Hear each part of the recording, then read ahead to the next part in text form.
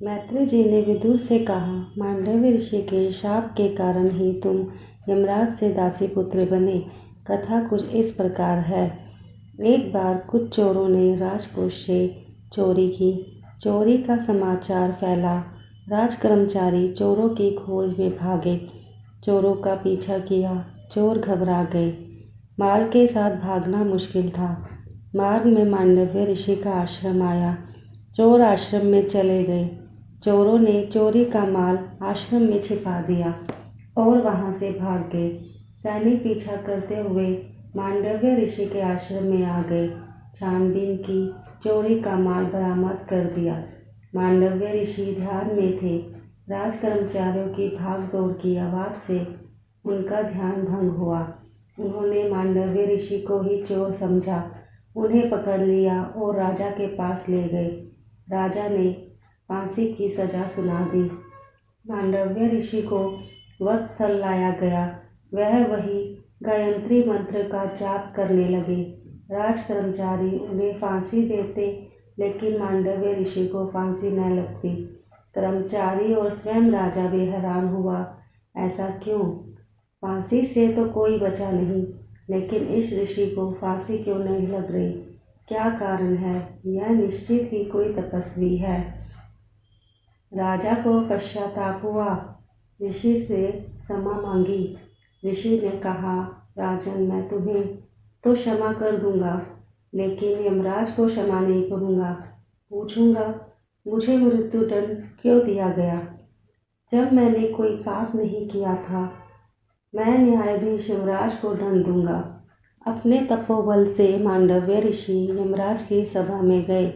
यमराज से पूछा, यमराज, जब मैंने कोई पाप नहीं किया था तो मुझे मृत्यु दंड क्यों दिया गया?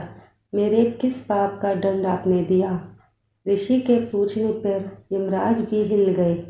यमराज ऋषि से नहीं डरे, ऋषि की तप साधना से डरे। तप से ऋषियों को देह और वचन पवित्र हो जाते हैं, इसलिए जो कह देते हैं हो जाता है। तप ही व्यक्ति को पवित्र करता है। भक्ति ही आदमी को पवित्र करती है। और ऋषि का प्रश्न सुन यमराज कांप गए। कहा, ऋषिवर, जब आप 3 वर्ष के थे तो आपने एक तितली को कांटा चुभोया था। उसी के पाप के कारण ही आपको यह दंड मिला। जाने अनजाने में जो भी पाप किया जाए उसका दंड भी भुगतना ही पड़ता है।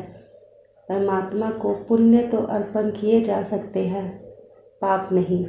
मांडव्य ऋषि ने कहा, शास्त्र के अनुसार यदि अज्ञानवश कोई मनुष्य पाप करता है तो उसका दंड उसे स्वप्न में दिया जाना चाहिए, लेकिन आपने शास्त्र के विरुद्ध निर्णय किया। अज्ञान अवस्था में किए गए पाप का फल आपने मुझे मृत्युदंड के रूप में दिया। आपको मेरे उस पाप का दंड मुझे स्वप्न में ही देना चाहिए था। यमराज, तुमने मुझे गलत ढंग से शास्त्र के विरुद्ध दंड दिया है। यह तुम्हारी अज्ञानता है। इसी अज्ञान के कारण ही मैं तुम्हें शाप देता हूँ कि तुम दासी पुत्र के रूप में जन्म लो, मनुष्य योनि में जाओ। मैत्रेय ऋषि से कहते हैं, बस विदुर, इसी कारण तुम्हें मनुष्य योनि में दासी पुत्र के रूप में जन्म लेना पड़ा। तुम कोई साधारण मनुष्य नहीं हो, तुम तो यमराज का अवतार हो। कोई किसी की उंगली काटेगा तो उसकी भी एक दिन कटेगी। कोई किसी की हत्या करेगा तो उसकी भी एक दिन हत्या होगी। बचपन में ऋषि मांडव्य ने तितली को कांटा चुभोया था, इसीलिए सूली पर चढ़ना पड़ा। यदि तितली मर जाती तो ऋषि को भी मरना पड़ता। धन्यवाद। कहानी पसंद आई हो तो वीडियो को लाइक, शेयर और सब्सक्राइब कीजिए।